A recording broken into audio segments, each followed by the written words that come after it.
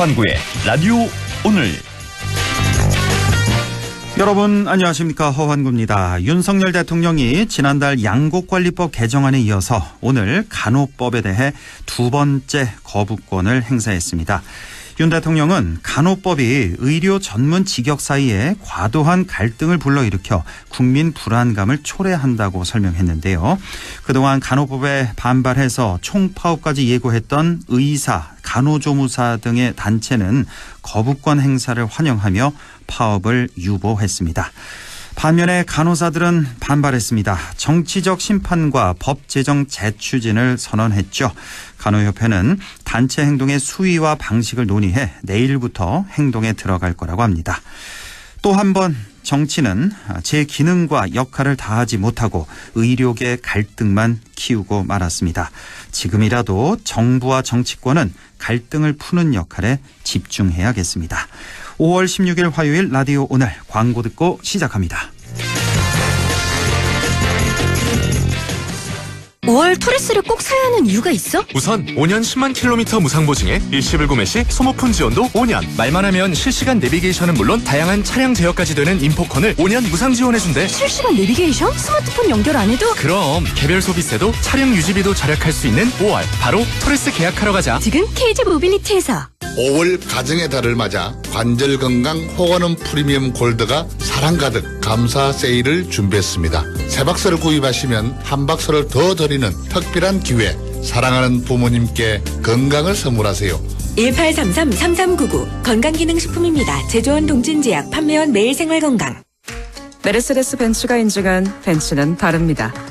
198가지 품질 테스트, 24시간 긴급 출동 서비스, 1년 무상 AS까지. 이렇게까지 해야 메르세데스 벤츠 인증 중고차니까. 변함없는 클래스에 대한 믿음. 지금 전시장에서 만나보세요.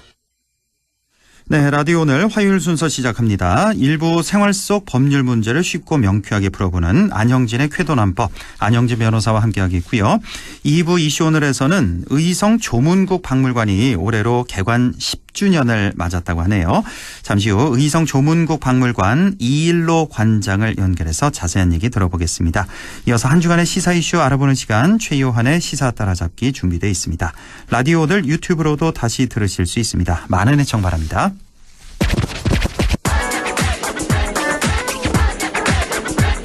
네, 쾌도난법 시작합니다. 오늘도 안형진 변호사와 함께하겠습니다. 안녕하십니까?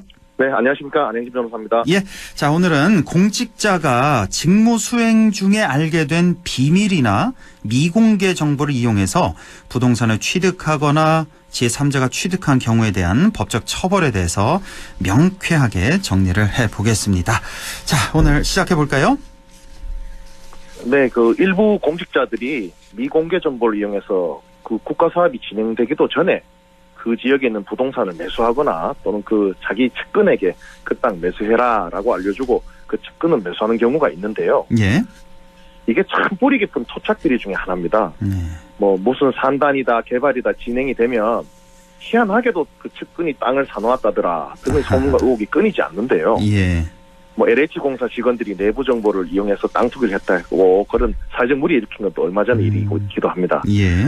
이게 참 고쳐지지 않은 중앙이나 지역 병폐인데 국회에서도 이러한 비난 여론을 받아들여서 2021년 5월 18일 날 공직자의 이해충돌 방지법을 새로이 만들었습니다. 아, 꼭 2년 됐군요. 예, 제정했는데요. 예. 약칭은 이해충돌 방지법입니다. 예.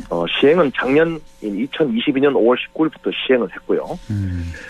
공직자의 이해충돌 행위에 대해서 매우 세밀하게 규정을 하고 있고 위반 시에 그 형벌도 세게 규정을 하고 있는데요. 아, 형벌도 아주 세게. 그런데 이거는 좀 올라갔습니다. 이 이해충돌 방지법. 이건 정말 세게 해야 돼. 이건 정말 국민 감정을 건드리는 그런 행위잖아요. 예, 그렇죠? 그렇습니다. 예. 좀 조문을 조금 살펴보면요. 예. 이해충돌 방지법 제14조에서는 직무상 비밀 등 이용 금지라는 제목으로 조항을 베풀고 있는데, 네. 공직자 또는 공직자가 아니게 된 날부터 3년이 경과하지 않은 사람도 공직자에 포함된다 규정되어 있는데, 하여튼 공직자가 예. 직무 수행 중 알게 된 비밀 또는 소속 공공기관의 미공개 정보를 이용해서 재물 또는 재산상의 이익을 취득하거나 본인이 이제 땅 투기하면 안 된다 이 얘기죠. 예. 또는 제3자로 하여금 재물 또는 재산상의 이익을 취득하게 하여서는 아니 된다라고 규정하고 있습니다. 예. 예를 들어서 제가 뭐 이래 뭐 국회의원 같은 거 하다가 예. 아유 된다더라 니 살아 이래 보면 안 된다는 거죠.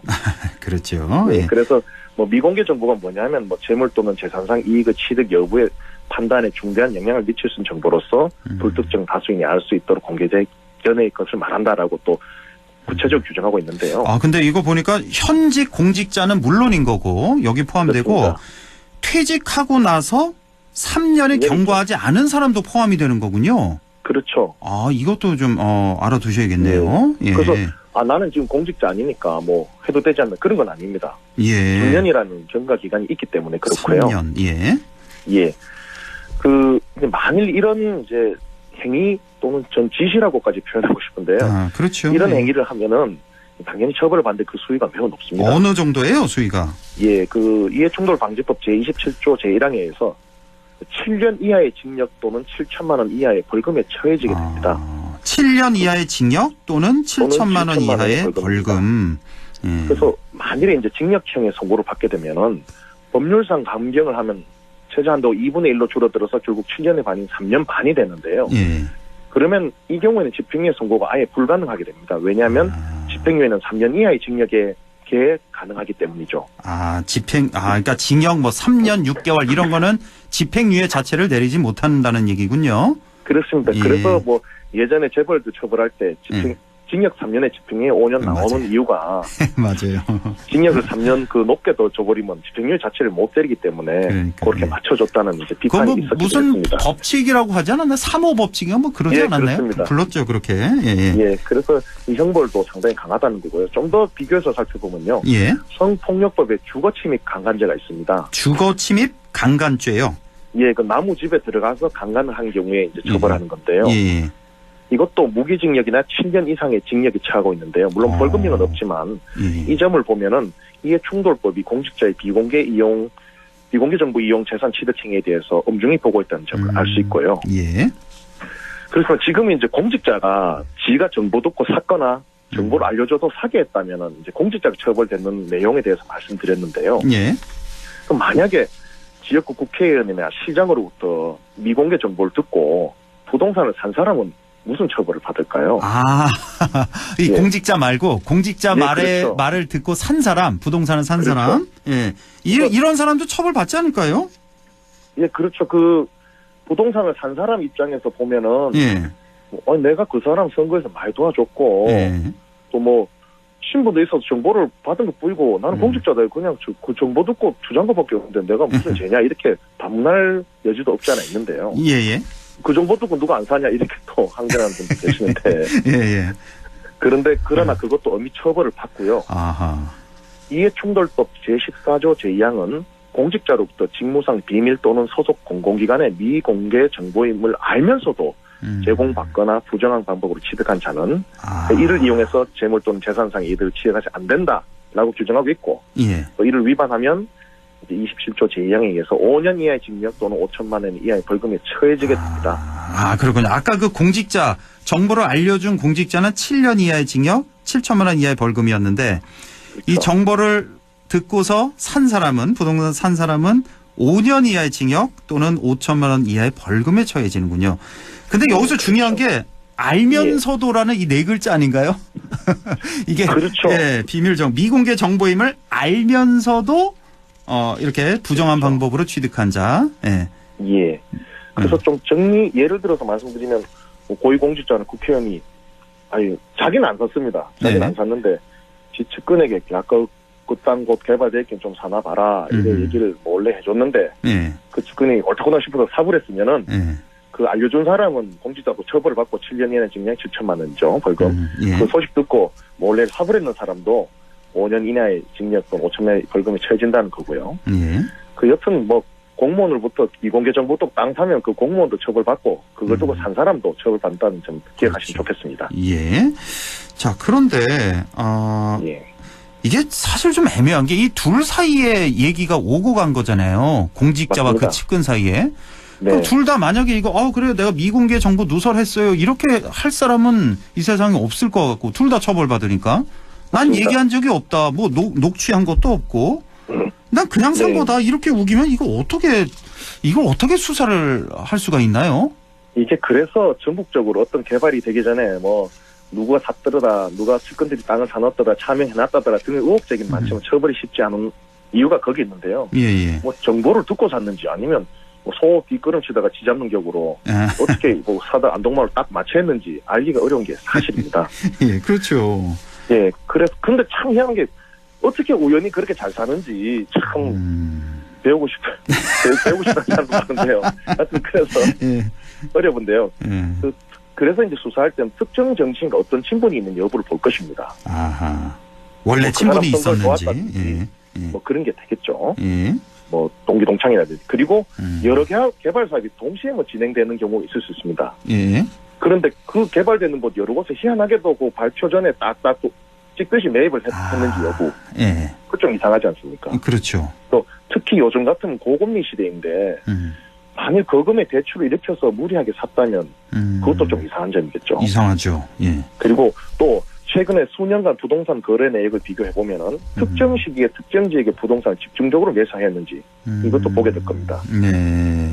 그리고 의심받는 사람이 재산이 얼마나 가지고 있는지 저거 좀 중요할 겁니다. 재산이 재산도 막 1,000억 이런 사람이 1억 사는 거랑 뭐 그렇죠. 2억인데 3억짜리 사는 거랑 또 다르거든요. 다르죠. 이것도 또 의심해 볼 만한 단서가 이러한 됩니다. 종합적으로 봐서 이제 검찰이 뭐 자금 추적도 할 것이고 예. 여러 가지 이제 통신 비밀도 뭐 들여볼 것이고 계좌 추적할 것인데요. 예. 뭐 이런 게 다 좀 맞아 떨어지는 경우가 있어서 걸리는 경우도 있긴 있습니다. 근데 사실 이게 보면은 이제 재판 꽤 그 법정에서 다툼이 좀 있긴 있겠네요. 왜냐하면 이게 정황상 의심은 뭐 100% 의심은 가는데 지금 몇 가지 말씀하셨잖아요. 4-5가지 쭉 여기 다 들어맞아요. 맞는데 내가 이 정보를 알면서도 이 정보를 제공받았다, 정보를 줬다는 이 직접적인 물증이 없기 때문에 이거 굉장히 좀 어렵겠네요. 재판 과정에서도. 그런데 그게 조금 시간이 지나면 좀 달라지는 문제가 그 정보를 들어서 당시에는 알 수 없지만 한 5년이나 이래 지나서 그 알려준 사람한테 조금씩 돌려주거든요, 이득금을. 나중에? 좀 계좌 추적해보면 그래 걸리는 경우가 있습니다. 몇 년 지난 후에 다시 수사를 해서. 그래서 이제 정산을 하는 거죠. 이제 잠잠해졌다 싶으면 팔아서. 그런 게 또 있습니까? 예, 그거 의외로 많습니다. 많아요. 그렇죠. 이게 땅 두고 저도 이제 서울이나 지역에서 많은 사례를 접하는데요. 차명으로 해두고 이제 합니다. 하다가 땅을 뺏기는 경우도 있습니다. 나중에 또 막 그 둘 사이에 또 다툼이 있고 또 뭐 법정 가서 또 그런 경우 있죠. 그래서 그냥 줘버리는 경우도 있습니다. 어떻게 할 수가 없습니다. 그렇죠. 뭐 예를 들면 이제 둘 간에는 굉장히 친해서 어떤 모 의원이 이제 측근에게 땅을 이래 밀어놨는데 그 측근이 돌아가시고 나서 아들은 나는 그런 거 모른다 해서. 그렇죠. 그럴 수 있죠. 그럼 뺏기는 경우가 왕왕 있습니다. 뭐 보신데요. 그런 경우도 있습니다. 그러니까 그런 과정에서는 이제 그 땅을 살 때 그 공직자의 돈이 들어갈 경우도 많겠네요, 사실. 그렇죠? 그러니까 막 복잡하게 들어가는데 쓰리쿠션으로 거기서 싸주고 뭐 이렇게 전문 용어 나왔네 또. 복잡하게 해서 그렇게 다 이제 해 먹는데요. 그렇군요. 그 수사 기법이 발달하는 만큼 나쁜 놈들의 번제 기법도 점점 고도화되고 있습니다. 그렇군요. 네. 그렇습니다. 오늘 참 제가 드리고 싶은 말씀 많은데 가슴에요. 이 안동 MBC가 또 공영 방송이기 때문에 정제된 말씀으로 방송을 하고 있습니다. 사실. 그런데 시민들과 함께 이 말씀을 꼭 드리고 싶습니다. 어떤 말씀이요? 지금 안동을 비롯한 경북 북부 주민들이 생활이 많이 어렵습니다. 이제 대출 이자도 많이 올랐고 생활 물가, 식탁 물가는 일반 물가보다 더 올라서 20-30% 정도 폭등해서 더 어려운데요. 이제 시민들이 지갑을 닫으니까 요식업계, 주류업계, 운송업계 모두가 타격을 받고 있습니다. 그리고 좀 이런 가운데 또 안동사랑 상품권 구입 한도도 개인당 낮아져가지고 맞아요. 그걸로 뭐 학원도 보내고 했는데 왜 줄이놓고 불만도 많아지고 있습니다. 그렇습니다. 또 앞으로 에너지 가격도 오를 거고요. 이런 형국에 더더욱 비공개 정보를 이용한 부동산 투기는 절대 있어서 안 될 명백한 범죄이고 그렇습니다. 시민들을 분노케 하고 허탈케 하는 파렴치한 행각입니다. 그래서 당연히 의혹이 있다면 내사를 선제적으로 진행해야 되고 내사기가 어느 정도 범죄 행위가 있다면 수사를 전환해서 철저히 진상을 규명해야 하고 예. 나쁜 사람들을 엄벌에 처해야 한다는 점을 꼭 강조드리고 싶습니다. 그렇습니다. 아유, 오늘 아주 좋은 말씀 해주셨고, 예. 제가 지금 갑자기 좀 의문이 드는 게, 예. 만약 이게 이렇게 밝혀지잖아요. 뭐 네. 비밀을 누설, 미공개 정보를 이용해서 투기한. 네. 그러면 그 부동산에 대해서는 몰수를 합니까? 아니면 뭐 반환을 하게 되나요? 몰수라든지 혹시? 범죄 수익으로 봐서 범죄 수익으로 봐서. 예. 아, 좀 환수할 수 있는 이제 절차가 있죠. 그런 것도 또 있어야 되겠죠, 당연히. 예. 예. 그렇군요. 예. 근데 이 모두에서 말씀드리고 싶은 것은 예. 이런 매물범죄라는 게 사실 암수범죄입니다. 아, 잘 드러나지 않는 범죄다. 그래서 100개를 범하면 한두 개 걸릴까 말까 이런 특성이 그렇겠죠. 있겠죠, 당연히. 둘이 그렇겠죠. 입만 담으면 돼요. 좀 예. 걸리기 힘든 측면이 있어서요. 예. 그래서 한 번 걸릴 때 이런 범죄들은 호되게 처벌을 해줘야 됩니다. 아, 그렇죠. 그래야 이 사람들이 범죄할 때 계산을 하거든요. 야, 이거 100분의 하나로 걸리는 수 있는데 걸리면 1000배 100배로 내가 당한다 이러면은 예. 자제를 하게 되거든요. 예. 이런 측면에서는 좀 지금 처벌에 대해서도 법조계의 고민이 필요한 대목입니다. 그렇군요. 아, 예, 오늘 이렇게 좋은 정보를 또 알려주셨는데 최근에 또 그 뉴스 들으셨는지 모르겠네요. 안동에 왜 의혹이 제기된 거, 그 안동 국가산단 후보지 주변 지역에 투기 의혹이 지금 그리고 또 자연보호구역 해제 그쪽. 아, 그쪽도요. 그쪽도 예. 또, 예. 이것도 뭐 미공개 정보 이용한 거 아니냐 하는 그런 의혹이 현재, 의혹 단계입니다만은, 예, 예. 제기가 됐다는 거. 이게 그 사례죠. 그러니까 이게 똑같은 그런 사례가 예, 되겠습니다. 참 이렇게 먼저 말씀해 주셔서 감사하게 생각합니다. 제가 왜 그랬는데 이게 참 이게 한두 번 이런 게 아닙니다. 무슨 그렇죠. 한다 그러면은 예. 누가 땅 사놨다가 우리 안통의 고질적인 병폐적 의혹인데요. 이거 좀 시원하게 좀 밝혔으면 좋겠습니다. 그렇습니다. 뿌리 뽑아야 됩니다. 주관해가지고 아니면 아니고 기면 긴 걸로 해서 예. 좀 이런 거는 좀 탈탈탈 털어야 되지 않겠습니까? 예, 이게 정말 이런 게 대표적인 말씀하신 대로 암수 범죄입니다. 예, 잘 드러나지 않는 과거 쭉 이어져 왔던 우리가 뭐 다 알고 있는 범죄 아니겠습니까? 예, 그렇다더라 그렇죠. 어떻다더라 뭐 이런 얘기는 늘상 듣는 그런 범죄인데 네, 정말 이런 범죄는 뿌리 뽑아야 됩니다. 정말. 예. 맞습니다. 예, 지금까지 안형진의 쾌도난법 함께 했습니다. 안형진 변호사님 고맙습니다. 감사합니다. 네, 라디오 오늘 잠시 후 2부에서 뵙겠습니다.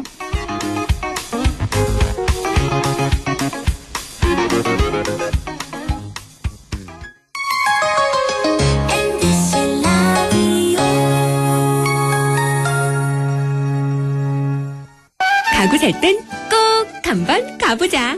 안동 명품 가구 백화점. 흑표 흑침대, 양성국 갤러리, 금성침대, 한국 가죽 소파, 장수돌 침대. 다양한 브랜드 가구를 한 곳에서 쇼핑할 수 있는 대형 가구 전시장. 안동 명품 가구 백화점. 네 얼굴 와 글로? 야근한다고 티다. 네 월급은 와 글로? 최저임금은 안 오르지. 물가는 오르지. 내가 진짜 박스 죽겠다. 물가는 내리고 최저임금은 올리고 민주노총 경북지역본부가 앞장서겠습니다. 1577-2260. 안동과학대학교에서는 6월 12일까지 지역산업 연계 바이오 백신 인력 양성 과정 교육생을 모집합니다. 신청 자격은 만 18세부터 만 39세 이하의 경력 단절 또는 미취업자로 안동시에 거주 중이거나 안동시 교육기관 졸업생 또는 졸업 예정자라면 누구나 지원 가능하며 교육비는 전액 무료입니다. 교육생들에게는 월 100만 원의 교육지원금을 지원합니다. 자세한 사항은 안동과학대학교 홈페이지를 참조하시거나 전화 054-851-3539번으로 문의 바랍니다. 여러분의 많은 지원 바랍니다.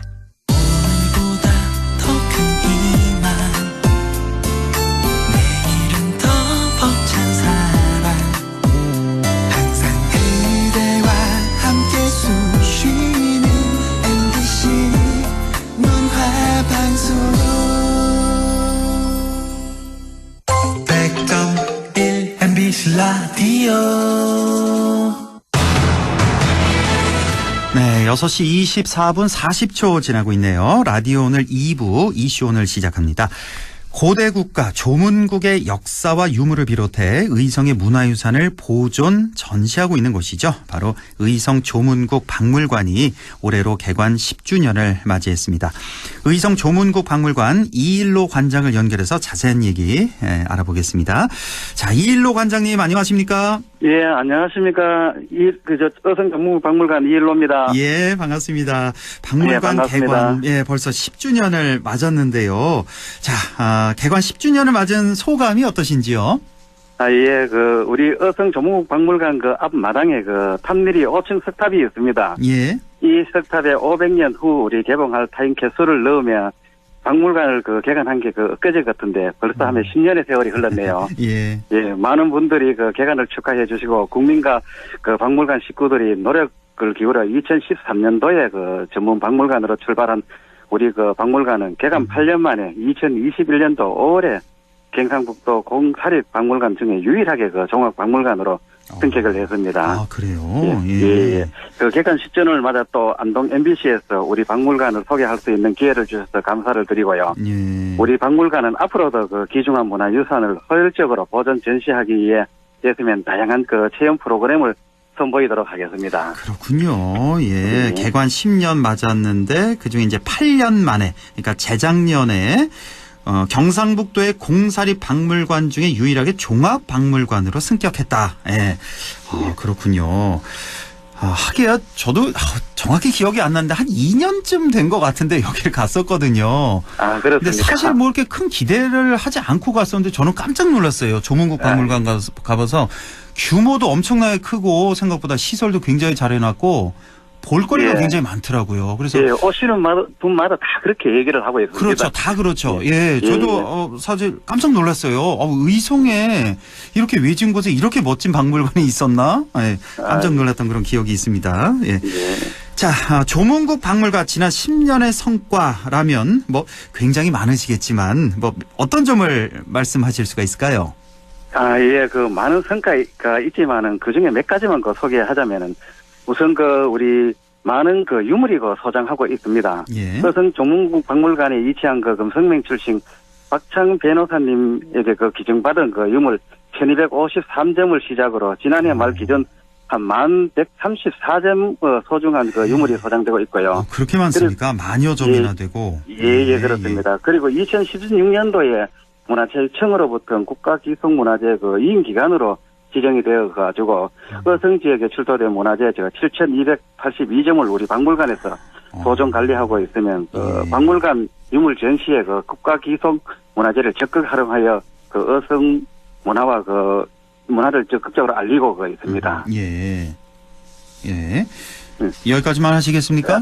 굉장히 준비하신 게 많은 것 같은데. 예. 그리고 또 박물관은 우리 박물관은 지난해 실시하는 문화체육관광부 공립박물관 평가에서 또 3회 연속 평가 인증 기관으로 선정되었고요. 예. 그리고 또 우리 민속유물 전시관과 가족문화 체험실을 만들어 지방 박물관의 지역 정체성을 확립하고자 옛 조문 초등학교 건물을 2015년도에 민속유물 전시관으로 리모델링하여 1층에는 옛 어복을 비롯한 농경생활 농기구를 등을 전시하고요. 예. 2층에는 의성 전통 민속놀이인 가마싸움이라든지 씨름 연날리기 등 자료를 볼 수 있도록 전시되어 있습니다. 예. 뿐만 아니라 우리 보통 박물관 수장고에는 일반인이 관람할 수 없는 장소인데 우리 박물관에서는 2021년도에 열린 수장고를 만들어 더 많은 유물을 관람객에 볼 수 있도록 했습니다. 예.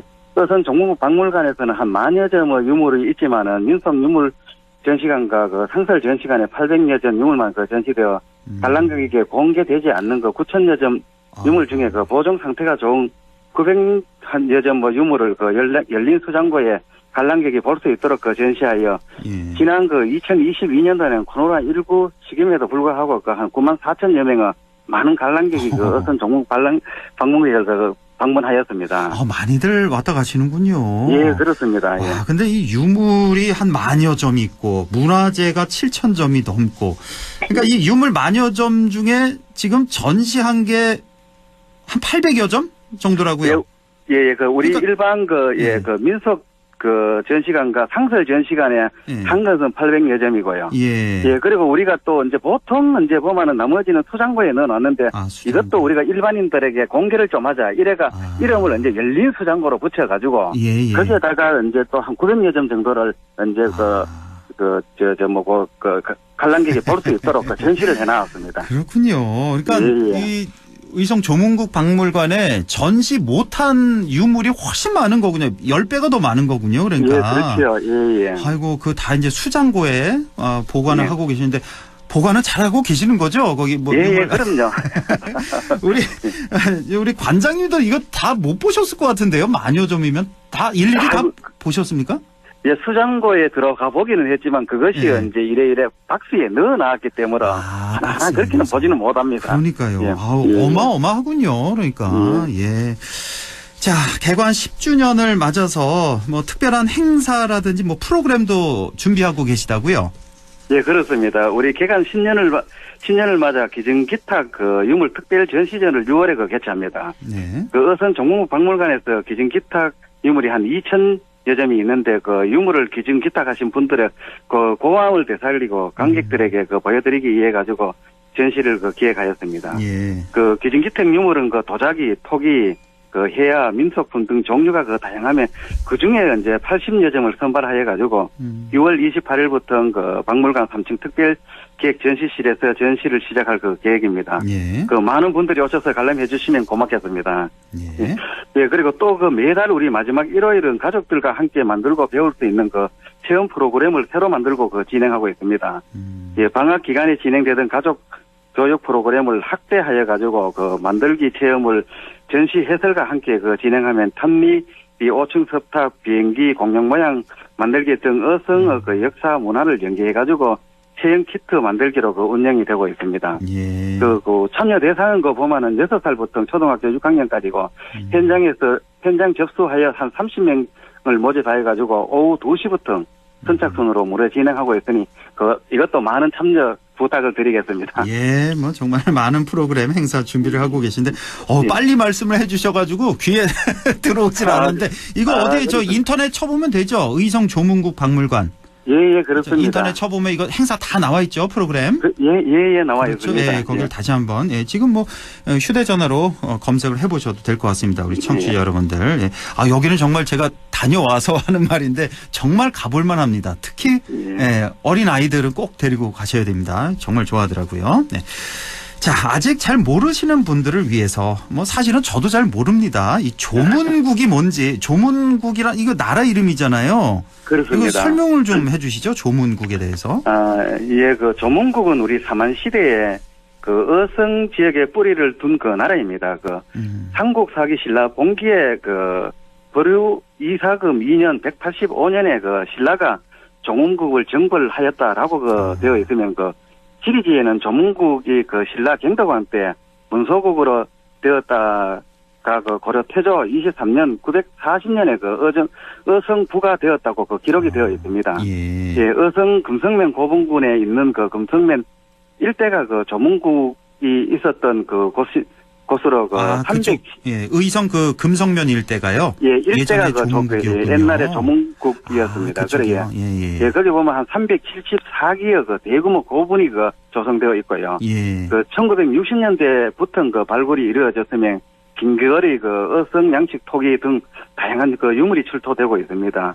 이들 유물은 대부분 5, 6세기에 만들어진 유물로 조문국 후예들이 만든 것으로 지금 추정하고 있습니다. 그렇군요. 예, 조문국에 대해서 설명을 해주셨고 바로 조문국의 유물들이 이 조문국 박물관에 전시되고 있다는 건데 자, 유물에 대해서 조금만 더 설명을 해주실까요? 어떤 유물들인지?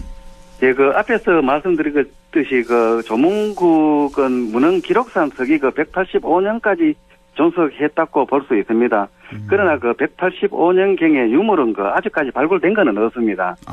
이 시기에는 신라가 조문국을 정벌하여도 세력이 그리 강하지 못해 조문국의 기존 세력을 인정하면서 감정적으로 통치 했을 것으로 보고 있습니다. 아, 신라가 조문국을 예. 완전히 정벌을 하지는 못했군요. 그러니까 간접적으로 그렇죠. 통치를 했다. 예, 간접적으로 이제 통치하고 그때 이제 그 조문국 세력은 그 신라에 보석되었지만 기존 그대로 남아 있다는 것입니다. 그래서 예. 출토된 유물은 5, 6세기 때 이제 주로 신라의 영향을 받은 유물입니다. 예. 박물관에 오시면은 우리 금동감, 어성, 양식어, 토기, 고리자루, 큰칼, 금제, 귀걸이, 은제, 장식 등 화려하고 다양한 이세품을 볼 수 있습니다. 예. 이들 유물은 보면은 신라의 영향을 받았지만은 고대 어성 지역에 있었던 조문국 후예들이 만들었던 유물이라고 볼 수가 있지요. 아, 이런 또 역사가 있었군요.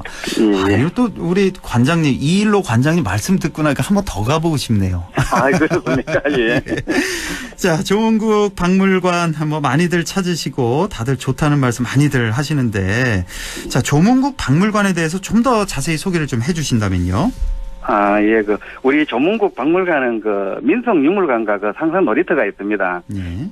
민속유물 전시관에는 7, 80년대 초등학교 모습을 재현한 초등학교 역사실과 가족 문화 체험실이 있어 가족들이 함께 박물관에서 운영하는 교육 프로그램, 가족과 함께하는 만들기 교실, 기리의 문화 수업 등을 참여할 수가 있고요. 예. 상상 놀이터에는 고고 발굴 체험, 탁본 체험을 할 수 있는 역사 체험 공간과 포켓 정글집 등이 있는 어린이 놀이 공간이 되어 있습니다. 예. 특히 우리 7, 8월에 운영되는 물놀이장은 어린이들에게 폭발적인 인기를 끌고 있습니다. 아, 물놀이장도 운영하세요? 이거 쉽지 않으실 텐데. 예, 이게 아주 인기입니다, 이것이. 아, 그래요? 그때는 주말 정도 되면은 많게는 한 1,000명 정도가 옵니다. 아, 그 정도입니까? 예. 이거 매년 이렇게 물놀이장 운영하셨어요? 예, 맞습니다. 예. 아, 그렇군요. 예, 이 외에도 우리 박물관 뒤쪽에 가보면은, 미로정원, 고인돌, 공룡발자국, 공룡미끄럼틀 등 다양한 놀이시설이 잘 갖춰 조성되어 있고요. 예. 어린이들이 즐거운 추억을 만들 수 있는 박물관이라고 할 수 있습니다. 기억나네요. 그 뒤쪽에. 고인돌이 생각나는데요, 지금? 저는. 그렇죠. 고인돌 큰거도 있고, 예. 자, 2년 전부터는 스마트 박물관 서비스도 도입했다고 하는데, 이 스마트 박물관 서비스가 뭔지요? 아, 예, 우리 박물관은 2021년에 문화체육관광부에서 공모한 스마트 공립박물관 구축 사업에 선정되어 인공지능, 사물, 인터넷 등 정보통신 기술을 활용한 전시, 온오프라인 교육, 전시 안내 시스템 등 미래 기술을 활용한 문화 콘텐츠를 구축하였습니다. 예, 박물관 소장 유물 정보, 사진, 출토지, 3D 데이터를 박물관 홈페이지를 통해 가지고 이용할 수 있고요. 이를 활용한 가상현실 전시가 모바일 해설사, 온라인 디지털, 아카이브 등을 시간과 공간 제한 없이 이용할 수 있도록 해놓았습니다. 아, 예. 또 이렇게 스마트 박물관 서비스도 구축을 해 놓으셨고. 예. 자, 지금 이제 10년 됐는데 10년 후에 조문국 박물관도 더 기대가 되는데 향후 계획이나 덧붙이고 싶은 말씀이 있으면 전해 주시죠. 아, 예. 우리 지난 10년간의 과학 기술의 진보의 힘을 입어가지고 많은 경험을 했습니다. 손안의 모바일 컴퓨터인 스마트폰과 인공지능 등의 새로운 발전은 생활 문화 사고방식과 가치관에 지대한 영향을 주었습니다. 어선 조문국 박물관은 스마트 박물관을 구축하면 코로나19 이후 대비한 비대면 서비스를 강화하였고, 근현대 사진, 아카이브 구축 등 새로운 콘텐츠 교육 프로그램을 개발하면서 앞으로도 계속 온라인 서비스를 강화해 나갈 계획입니다. 뿐만 아니라 어성 조문국 박물관에는 박물관은 살아있다라는 행사를 우리 5월부터 9월까지 매월 셋째 주 일요일 날 운영할 예정입니다.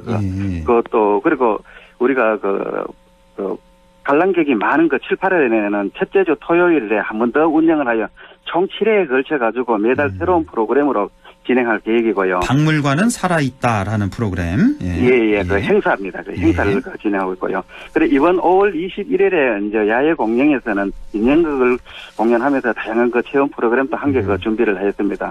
그리고 7월 1일부터 박물관 물놀이장을 개장할 계획이니 가족과 함께 많이 오셔서 즐겨주시면 고맙겠습니다. 이 물놀이장 7월 1일부터 개장한다고요? 예, 아직 예. 좀 남았군요. 오늘 시간이... 오늘 32도, 33도 막 올라갔는데 좀 일찍 개장할 생각은 없으세요, 혹시?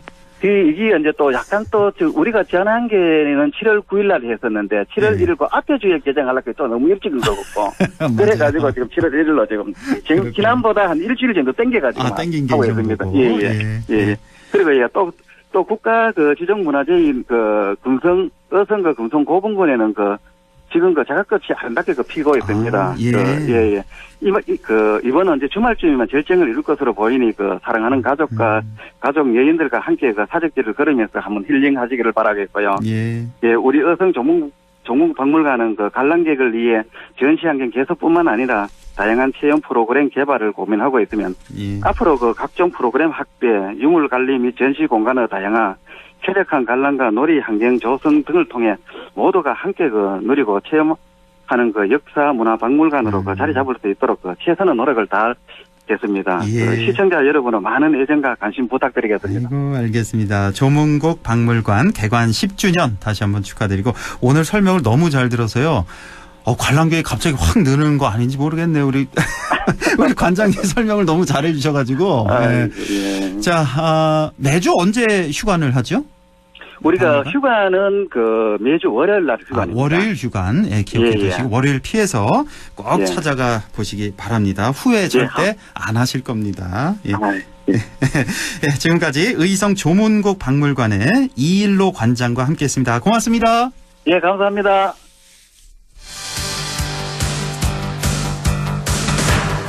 네, 최유한의 시사 따라잡기 바로 이어가겠습니다. 바로 모레가 5.18. 그렇죠. 이번 주 목요일. 자, 모레가 민주화 운동 기념일이죠. 그래서 오늘은 광주 민주화 운동과 전두환 손자 전우원을 주제로 얘기 나눠보겠습니다. 오늘도 최유한 시사평론가 연결되어 있습니다. 안녕하십니까? 예, 반갑습니다. 최유한입니다. 네. 자, 이제 5.18 이틀 남았는데요. 자, 우선, 지금 광주가 지금 쪼개져 있다는 얘기가 있는데 이게 무슨 말입니까? 광주가 왜 쪼개져 있어요? 올해 초, 그러니까 2월 달에 일부 공법단체 5.18 부상자회와 공로자회가 특전사 동지회와 포용과 화해의 감사 대국민 선포식을 연다라고 했어요. 네. 여기에 대해서 지역 시민사회단체가 굉장히 크게 반발했는데, 지역사회 내 부정적인 분위기가 있음에도 불구하고 선포식이 예정대로 진행이 됐고, 이를 반대한 시민단체가 길을 막는 등 격렬하게 저항했습니다. 예. 또 5.18 부상자회 행사 주최 측이 국립 5.18 민주묘지 참배까지 일정을 바꿔서 강행하면서 도둑참배라는 비판을 받게 됐는데, 이게 배경이, 그러니까, 포용과 화해, 이렇게 취지는 좋은데, 이 상황이, 그러니까, 진상규명위원회 측에다가, 수차례에 걸쳐서 조사를 마친 사람들이 나와서 또 진상 얘기한다라고 재탕했다라는 얘기도 있고요. 그러니까 충분히 서로 커뮤니케이션이 안 됐던 것 같아요. 이제, 포용하고 화해하고 서로 이렇게 감사한다라는 의미는 좋지만, 가해자가 하는 것이 아니라 피해자가 진정성을 가지고 가해자들이 사과를 하고 그렇게 되면은 피해자가 그래 이제 용서한다 이렇게 돼야 되는데 그 커뮤니케이션이 제대로 되어 있지 않은 상태에서 일이 진행되다 보니까 이렇게 된 것 같고요. 그래서 이번 43주년 기념식이 부상자회와 공법단체 서로 이렇게 쪼개져 있다 보니까 반쪽 행사로 전락할 위기에 처해 있습니다. 그렇군요. 이 얘기는 또 몰랐네요. 어쨌든 이 광주 민심이 좀 쪼개져 있다는 그런 상황, 이런 말씀이시고. 자, 광주 시민들 마음을 상하게 한 사건이 또 있는데, 지난해 12월에 취임했죠. 이거 참, 취임을 두고 참 말이 많았었던 김광동, 아마 기억하시는 분 있을 겁니다. 진실화해를 위한 과거사정리위원회 위원장. 취임을 갖고 이 당시 말 많았잖아요. 맞죠? 이 사람. 맞습니다. 자, 이기 진실 화해를 위한 과거사 정리위원장이었죠. 근데, 5.18이 북한의 지원에 의한 것이라고 계속해서 주장했던 그 인물이잖아요. 김광동 맞습니다. 위원장이. 예. 과거 논문에서 5.18 헬기 사격은 허위 사실이라고 주장했었는데 그 논문은 지금 블라인드 처리됐어요. 볼 수가 없습니다. 예. 그런데 여전히 계속 5.18 사건에 대해서 북한의 지원이 된 것에 이렇게 주장을 했고요. 헬기 사격은 허위 사실이다 이렇게 계속 주장을 한 기조를 계속 가지고 있습니다. 특히 2020년 당시 김광동 위원장이 나라정책연구원 원장일 때 역사인식 문제에 대한 국가의 파시즘적 통제라는 논문이 있었는데 이 논문에서 그 2020년 6월 1일에 발의됐던 역사 왜곡금지법을 강도 높게 비판했습니다. 역사 왜곡금지법은 신문, 잡지, 라디오, TV 그 밖에 출판물이나 정보통신망을 이용하거나 전시회, 집회 등에서 공연히 일제강점기의 전쟁범죄, 5.18 민주화운동, 또 4.16 세월호 참사 등에 관한 역사적 사실을 부인하거나 또는 현재의 축소 왜곡하거나 허위 사실을 유포하는 행위를 처벌한다. 이 법이었거든요. 이걸 비판한 겁니다.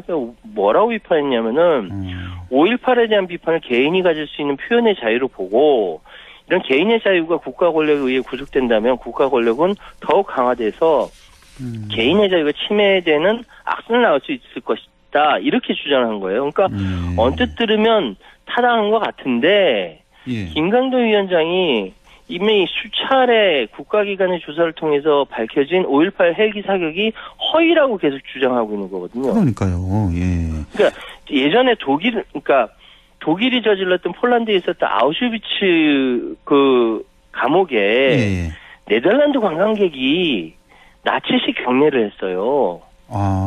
그래서 이 사람 잡혀갔거든요. 예. 폴란드에서는 이런 일이 있었어요. 역사적 사실을 부정했다라는 것이죠. 그렇군요. 예, 헬기 사격이라든지 뭐 이런 북한이 지원했다 뭐 이런 것들 왜곡하고 뭐 이미 드러난 거에 대해서 이렇게 되고 있으니까 자신이 이야기했던 역사는 항상 새로 쓰여지고 재해석되고 재정립되기 마련이라기 하지만 이것이 역사적 진실조차도 왜곡하는 부분들은 얼마나 설득력이 있는 것인지 그건 아니죠. 이 부분에 대해서는 좀 묻고 싶습니다. 그러니까 지금도 참 저도 이해가 안 가는데 이 김광동이라는 이 사람이 그러니까 그 헬기 5.18 헬기 사격 없었다라고 누누이 주장했고 또 말씀하신 대로 역사 왜곡 금지법을 강도 높게 비판한 그런 인물인데 이런 사람을 다른 자리도 아닌 진실 화해를 위한 과거사 정리위원회 그 위원장이 꼭 위촉을 했어야 됐냐.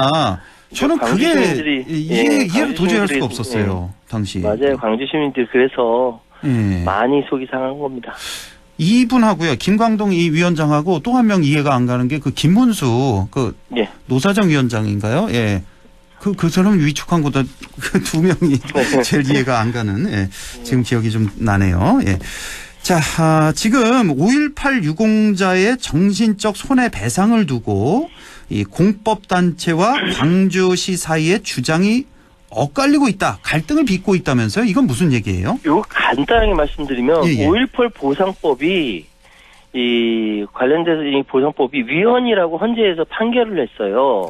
근데 이것이 잘못됐기 때문에 판결한 것이 아니라 5.18 보상법에 정신적 손해에 관한 부분이 없습니다. 빠졌어요. 그래서 빠졌기 때문에 이거는 위헌이다라고 결정선고를 한 겁니다. 정신적 손해배상도 해야 된다 이런 취지군요. 해야 되는데 그게 빠졌는데 그렇기 때문에 위헌이다라고 헌재에서 그 지난 2021년 5월 27일 날 이 판결을 선고를 했는데 이걸 가지고 그 공법단체들에서 오해를 해서 이렇게 광주시에서 당신들이 업무미숙과 직무유기다라고 하면서 막 비판을 했던 것이고 이 반론보도 광주광역시에서 내면서 유감을 표명했는데 이건 풀릴 수 있는 부분입니다. 그러나 이 부분을 가지고 또 왜곡을 해서 봐라 5.18 보상법은 위헌이다 이렇게 이야기하는 사람들은 바보입니다. 예. 바보이거나 아니면 왜곡하거나 의도적으로 예.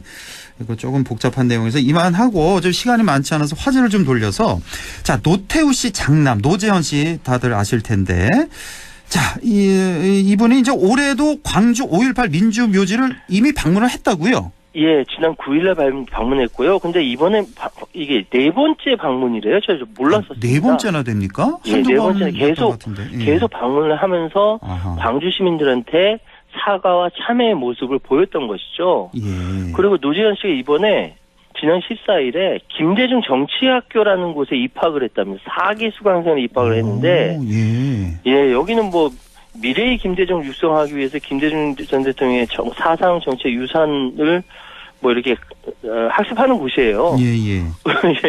노재현 씨가 그 정치를 하려는지 모르겠으나 어쨌든 이런 일도 있었습니다. 노재현 씨가 김대중 정치학교에 입학했다. 이거 좀 쉽지 않은 결정이었을 것 같은데. 예. 그렇군요. 예. 자, 이 소식 잘 들었고. 자, 그리고 전두환 씨의 손자 전우원 씨 아마 다들 아실 텐데. 네. 자, 이 전우원 씨가 전두환 씨 일가의 비자금을 다 폭로를 하고 그리고 광주를 또 방문했잖아요. 그 PD 수첩에도 이렇게 쭉 나왔잖아요. 이 내용들이. 맞습니다. 예. MBC PD 수첩의 기록으로요. 일단은 미국에서 이제 스스로 이제 고백을 했죠. 마약을 했고 그 할아버지는 학살자다 이렇게 얘기를 했는데 그러고 나서 한국에 오느냐 마냐 말이 많았었어요. 근데 어쨌든 돌아와서 이렇게 그 광주까지 방문했고 특히 자신의 증언 그리고 전우원 씨의 어머니 최아무개 씨의 증언 여기에 보면은 그 연희동에 어마어마한 금고방이 있었다라는 거죠. 그러니까요. 예. 시아버지 전두환 씨 서재에는 돈 세는 기계가 있었고 며느리 3명이서 신고권 100만 원씩 묻고 그걸 다시 1000만 원 다발로 만드는 작업을 했다라고 증언을 해서 발칵 뒤집어졌습니다. 그러니까요. 뭐 은행입니까? 예, 돈 세는 기계까지 있고 이런 집에서 이제 29만 원밖에 없다 그러니까 국민들이 이제 다 들고 일어난 건데. 자, 사실은 전 전우원 씨 보면서 그 미국에서 왜 유튜브 방송할 때만 해도 뭐 마약하고 이래서 저는 믿음이 안 갔었어요. 그때만 해도 좀 이상한 사람인가 했는데 우리나라 들어와서 광주 방문하고 진심으로 사죄하고 또 방문할 때 또 외투로 이렇게 또 비석까지 닦는 그런 모습 보면서 진심인가? 그때부터 좀 믿음이 좀 가더라고요. 예, 그렇습니다. 인상적이었고. 이번에 뭐 돌아오자마자 38시간 동안 일단 경찰에서 그 마약 검사를 했고 조사를 받았고요. 그러고 나서 바로 이제 광주로 내려와서 5.18 민주묘지 방문해서 무릎 꿇고 눈물로 용서를 빌고 묘지 비석들 일일이 외투로 닦고 그리고 유가족들 피해자의 유가족들 만나서 안고 이제 오열을 하는 모습을 보면서 그때 광주 시민들 고맙더라고요. 따뜻하게 맞아주셨다라고 하더라고요. 맞아준다는 따뜻하게 저도 거기서 막 감동이었는데 얼마나 마음이 힘들었을까요? 그렇죠. 유가족들이 자기 아들 보는 것 같고 손자 보는 것 같은데. 그러니까요. 자기 아들을 죽인 그 집안의 그 손자인데 힘들었을 텐데 참 감동적이었습니다. 그런데 이 PD 수첩에서 이 전두환의 부인 그러니까 이순자 씨 메시지가 공개돼서 또 많은 사람들의 공분도 샀잖아요. 전원 씨가 사랑의 할머니하고 이순자 씨한테 문자를 보냈는데 여기에 대해서 너의 기억의 출처는 16년 전 우리 집 떠난 너의 어머니 것으로 온 것 같으니까 뭐 이렇게 얘기하면서 5.18 때 태어나지도 않은 주제에 아무 데나 나서지 마라. 할아버지 얼굴에 먹칠하지 마라. 이 이야기 들으면서 정말 피가 거꾸로 치솟았습니다. 많은 사람들이 공분을 했습니다. 할아버지 그런데 보면요. 아주 이렇게 그 맞춤법도 틀리지 않고 아주 정제된 언어를 쓰는 거 보면은 아직 뭐 정정한 것 같습니다. 그러니까 여기서도 이런 말을 할아버지 얼굴에 먹칠을 하지 마라 하고 그 예전에 무슨 말 했더라 그 전두환 씨가 뭐 민주투사라고 민주주의 아버지라고요. 민주주의 아버지라 그런 표현까지. 그래서 전우원 씨가 이번 그 조문록에다가 진짜 민주주의 아버지는 여기 계신 분들입니다라고. 그러니까요. 자, 이제 43주년 5.18 광주 민주화 운동 이제 이틀 앞으로 다가왔는데 끝까지 좀 진상이 마저 다 밝혀지고 희생자와 유가족분들의 마음에 안식이 깃들길 바라면서 오늘 말씀 마무리하겠습니다. 최요한 시사평론가와 함께했습니다. 고맙습니다. 감사합니다.